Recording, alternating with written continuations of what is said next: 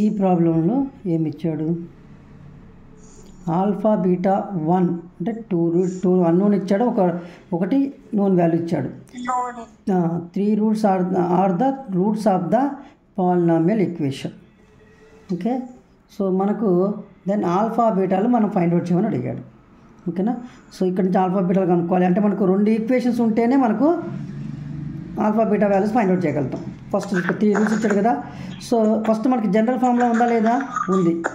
General form అంటే ఏంది? Highest degree ఉన్నదానికి అంటే ఎక్స్ క్యూబ్ దానికి 1 ఉండాలి, కోఎఫిషియంట్ 1 ఉంది. సో లేకపోతే ఆ నెంబర్తో డివైడ్ చేస్తాం కదా, అది తెలుసు. సో 1 ఉంది కాబట్టి ఇది జనరల్ ఫామ్లోనే ఉంది. సో జనరల్ ఫామ్లో ఇది P1 వాల్యూ, ఇది దీంతో కంపేర్, ఇది జనరల్ ఫామ్. సో ఇది P2 వాల్యూ, ఇది P3 వాల్యూ అంటే ఏం తెలుసు కదా.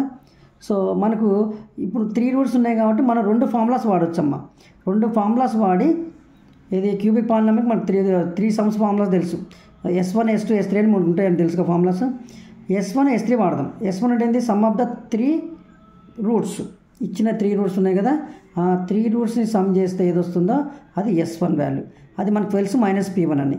మరి P1 వాల్యూ ఏంది? ఇదంతా మైనస్, దీంతో కంపేర్ చేసుకుంటే జనరల్గా P1 వాల్యూ -2.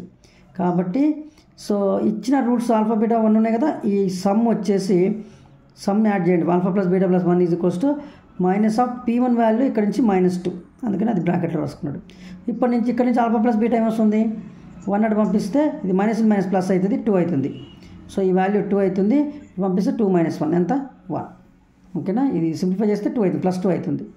సో ఒక 1 వచ్చింది. ఇది ఇలా ఉంచండి.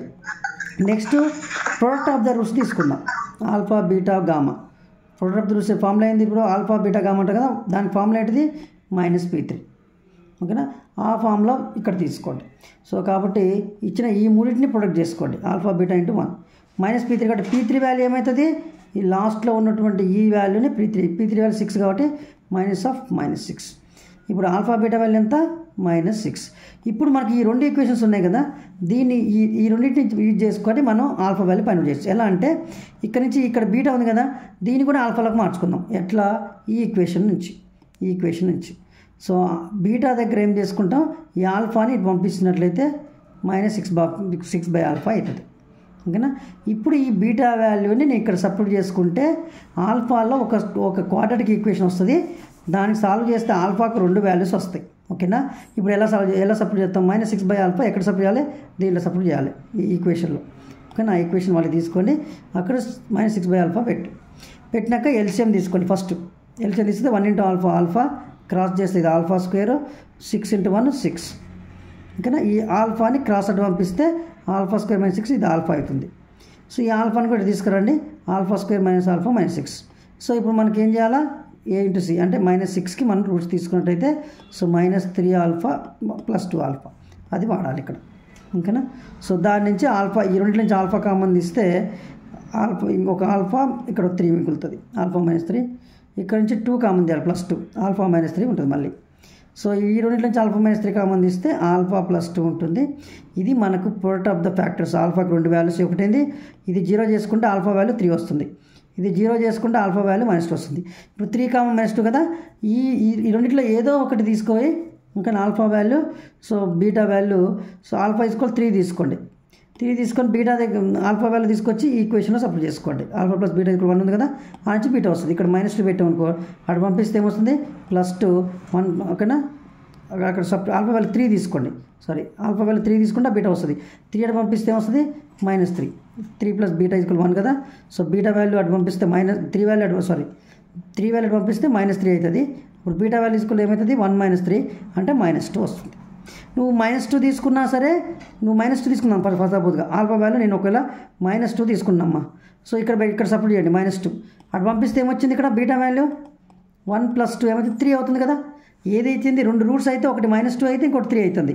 ఒకవేళ నువ్వు ఆల్ఫాకి 3 ఇచ్చినావు అనుకో, ఇంకొక రూట్ -2 వస్తుంది. నువ్వు ఏ రూట్ తీసుకున్నా ఏం కాదు. ఇంకో రూట్ ఎందుకు తీసుకోలేదంటే ఒకవేళ ఆల్ఫా వాల్యూ 3 తీసుకుంటే బీటా -2 వస్తుంది, ఒకవేళ ఆల్ఫా వాల్యూ -2 తీసుకుంటే బీటా 3 వస్తుంది. కానీ అవే 2 రూట్స్ కదా మనకు కావాల్సింది. ముందు రాస్తుంది, వెనక రాస్తుంది, మనకు అవి కాదు కదా ఆర్డరు. సో కాబట్టి ఆల్ఫా వాల్యూ 3 బీటా వాల్యూ -2. ఒకవేళ ఇలా ఆల్ఫా తీసుకుంటే ఇది -2 అవుతుంది, ఇది 3 అవుతుంది. బట్ ఏదైనా కరెక్ట్ ఆన్సర్. ఓకేనా, సో ఫస్ట్ వాల్యూ ఒక వాల్యూ తీసుకుంటే చాలు. మనం ఫైండ్ అవుట్ చేయడానికి. ఇక్కడ మనకు గుర్తుంచుకునేది ఇచ్చిన దాంట్లో స్టాండర్డ్ ఉందా లేదా, ఇచ్చిన దాని నుంచి P1 P2 P3ని మనం కంపేర్ చేసుకోవాలి, అది ఇంపార్టెంట్. సో అక్కడి నుంచి మనం ఏం వాడాలా, ఇక్కడ 2 రూట్స్ కాబట్టి 2 ఈక్వేషన్స్ S1 S3 ఈక్వేషన్స్ వాడాలా, some of the roots product of the roots. మనకు -P1 అని మనకు ఫార్ములాస్ ఉంటాయి. సో ఇక్కడ నుంచి కంపేర్ చేసుకొని P1 P2 వాల్యూస్ తీసుకుంటాము, ఇది P1 వాల్యూ, ఇది P3 వాల్యూ. సో ఆ వాల్యూ సబ్స్టిట్యూట్ చేసుకుంటాము. Alpha plus beta, alpha beta నుంచి మనం ఈజీగా ఆల్ఫా ఏం చేయాలంటే బీటా ఈజ్ ఈక్వల్స్ టు ఈ బీటాని ఆల్ఫాలో రాస్తాము, 6ని కింద పంపించేసి ఈ -6/α బీటా దగ్గర పెట్టుకుంటే మనకు ఒక క్వాడ్రాటిక్ ఈక్వేషన్ వస్తుంది. సింప్లిఫై చేసుకుంటే దీన్ని ఫ్యాక్టరైజ్ చేసుకుంటే మనకు 2 వాల్యూస్ వస్తాయి. ఏదో ఒక వాల్యూ తీసుకోండి, అంటే ఆల్ఫా వాల్యూ ఈ ఫస్ట్ ఈక్వేషన్లో సబ్స్టిట్యూట్ చేసుకుంటే బీటా వస్తుంది. ఫస్ట్ ఈక్వేషన్ పెట్టుకుంటే అవే మనకు కావాల్సినటువంటి ఆల్ఫా బీటా వాల్యూస్.